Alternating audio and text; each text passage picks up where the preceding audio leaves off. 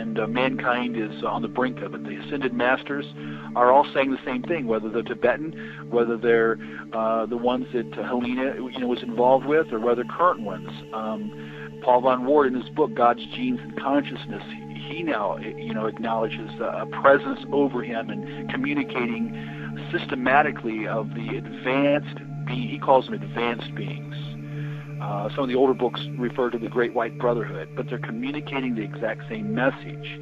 The overwhelming fear that grips a child, that's the kind of fear I felt. They began to move over our heads and began to change places as if they were doing some sort of a little routine to show us what they could do, and they radiate, and that's something you need to remember. They radiated a fear off of them. You could feel it. You're in the presence of something awesome, fearful. And I grew up from about the age of 7 or 8 having otherworld experiences. All of my life I have been involved in otherworld experiences for whatever reason. And I said to them, I said, look, I know you're here, okay? And I want you to know that I don't mind doing whatever it is I'm supposed to do. If I've got a destiny in life or a mission or whatever it is, I don't mind doing it. But if it has something to do with you, then I'm going to ask you for 2 favors. Do not abduct me, because I don't want to go anywhere. And don't frighten me in my bedroom. I don't want to wake up and find something in my bedroom I can't handle, okay? So don't mess with me, and don't scare me to death, and I don't want to go anywhere. But if I'm supposed to do something, if there's a divine plan of some sort where I'm supposed to play, then open the doors, show me what I am to do, and leave me alone. That people like you have now come to decide that I am working for the Illuminati. You're a true believer, Jordan. I've always thought that. You think that what you're doing is good, but it's just something that you can obviously tell that those angels weren't good, the message isn't good. You are being used to spread the one message that the New World Order does really care about, and that is turn away from Jesus Christ at all costs. Jordan Maxwell has stated that he has been influenced not only by Blavatsky, but also by Manly Palmer Hall, the 33rd degree Freemason. I'd like to pay tribute to 3 people who have influenced my life greatly. Probably the most impressive man I have ever personally known and has impacted my life was Mr. Manly Palmer Hall. Manly P. Hall, if you do not know, is one of the most brilliant spiritual men that I have ever even read about. And so I want to pay tribute to Mr. Hall. They're showing from their primary documents what they are trying to do. And here in this document, Manly Palmer Hall tells us that a secret governing body controls the globe, not the various religious governing bodies that pretend to rule. That's what I was trying to tell you with that diagram with the black circle in the middle of the pie. And who is Manly P. Hall? Manly P. Hall was a Grand Master in the Illuminati, and he was also a Grand Master in Freemasonry. And here is the Scottish Rite Journal's obituary of him, illustrious Manly Palmer Hall, often called Masonry's greatest philosopher. They were to deny that Lucifer was their god whenever an outsider was smart enough to break through all of the secrets and figure it out. Well, of course, folks, they're sworn to secrecy. They have to deny anything about the true secrets of their order. I mean, what kind of logic is this? That's plain as the nose in your face. You must understand that when you ask a Mason a question about Freemasonry, he's going to tell you a lie because he is sworn to secrecy, and he is sworn by blood oaths. And I know that by the time they've reached the 32nd degree, they've taken at least 32 different oaths swearing them to secrecy. Manly P. Hall, if you do not know, is one of the most brilliant spiritual men that I have ever even read about. And so I want to pay tribute to Mr. Hall. And who is Manly P. Hall? Manly P. Hall was a Grand Master in the Illuminati.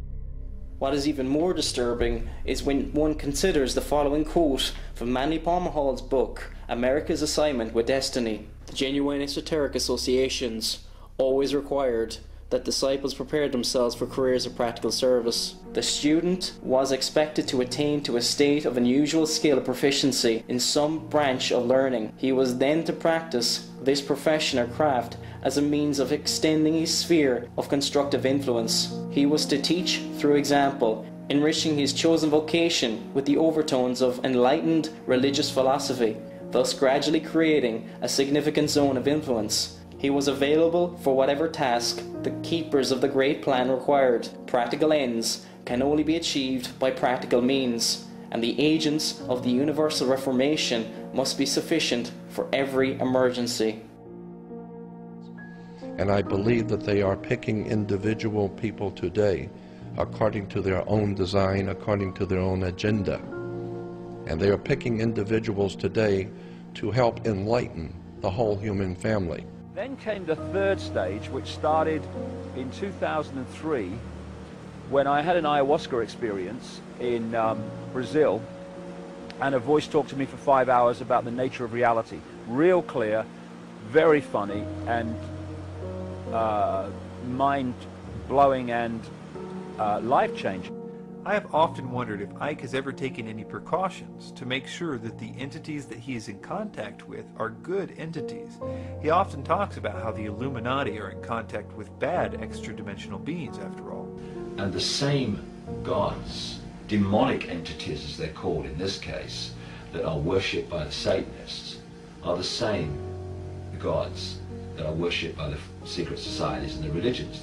Unknowingly, in Satanism, it's knowingly.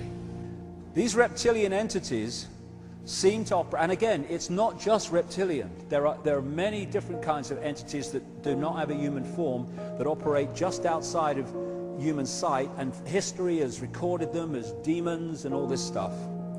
So I wonder if he had a system to discern whether the ones that he's talking to are the same ones that are influencing the Illuminati. You can imagine I was a bit discouraged to hear things like this. Well, I've been on a long journey of nearly 20 years now, consciously doing this, and some force has been pushing me in different directions through intuition, through urges. I just got to do this, I've just got to go there. As I've gone through this and followed it, and who the force is and they are, I don't know. I'm not really that interested, funnily enough, because I just go with it, and I'll remember what it's all about when I leave this genetic spacesuit.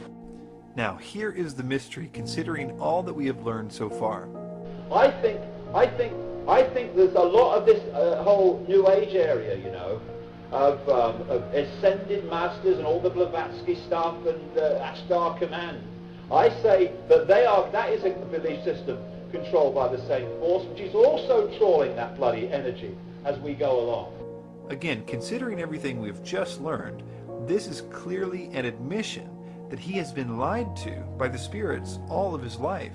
I mean, if they told him that they were Alice Bailey's ascended masters, which they did, and they taught him theosophy word for word, which they did, he must be admitting here that all that he was taught is a lie.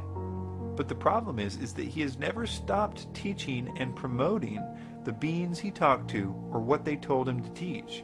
He clearly attributes everything he is to them. Among these messages that was given to me in 1990 were, he will say things and wonder where they came from. They will be our words. Sometimes we will put knowledge into his mind. Sometimes he will be led to knowledge. And another one was, a little bit later, arduous seeking is not necessary. Ike never has mentioned the name Alice Bailey in his early books, although in them it's clear that he's teaching her doctrine, things like about the 7 rays and the coming evolution, the solar logos, the new age, Atlantis, Lemuria, the age of Aquarius, being destroyed because of bad evolution, the earth spirit, the moon problem, her particular brand of reincarnation, even wearing certain colors. He never once, though, attributes any of it to her. He attributes it all to the spirits that he channeled. He says he got all of this information from the spirit world, which I'm willing to believe, and therefore I suppose it's possible that he hasn't made the connection that everything he believes is from Alice Bailey himself yet. He may have never noticed that what the spirits told him was word for word Alice Bailey and or Theosophy. Alice Bailey was a disciple of the Luciferian Theosophist H.P. Blavatsky. She praised Blavatsky in the acknowledgement page of her work, A Treatise on Cosmic Fire, when she stated that the book was, quote, dedicated with gratitude to Helena Petrovna Blavatsky, that great disciple who lighted her in the East and brought the light to Europe and America in 1875, unquote. Alice Bailey never claimed to write any of her 24 books, but rather that the Tibetan spirit guide Shual Kul wrote them. In other words, Bailey was channeling the spirit. Foster Bailey, Alice Ann Bailey's husband, stated in his book, Running God's Plan, that modern esotericism is a new phenomenon in the Western world, pioneered by the Tibetan teacher Shual Kul.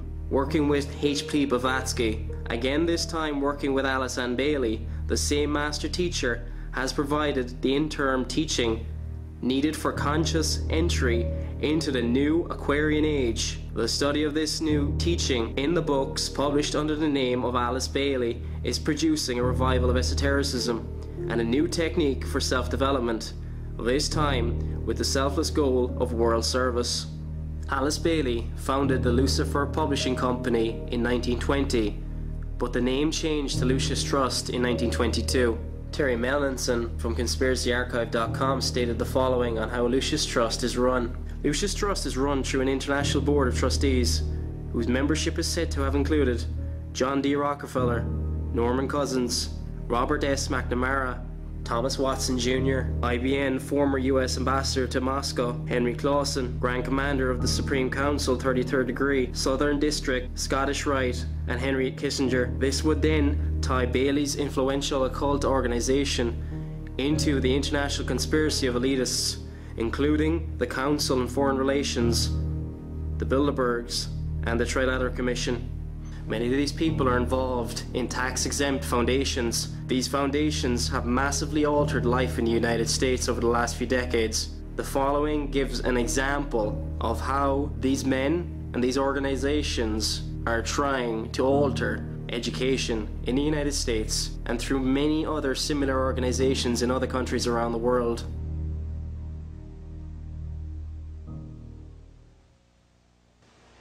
The story you are about to hear represents a missing piece in the puzzle of modern history. Without this knowledge, many contemporary events are simply beyond understanding. You are about to hear a man tell you that the major tax-exempt foundations of this land, since at least 1945, have been operating to promote a hidden agenda. And that agenda has nothing to do with the surface appearance of charity, good works, or philanthropy. The man who tells this story is none other than Mr. Norman Dodd, who in 1954 was the staff director of the Congressional Special Committee to investigate tax-exempt foundations, sometimes referred to as the Reese Committee, in recognition of its chairman, Congressman Carroll Reese. Mr. Dodd, you have spoken before about some interesting things that were discovered by Catherine Casey at the Carnegie Endowment. Can you tell us that story, please? Yes, I'm glad to, Mr. Griffin.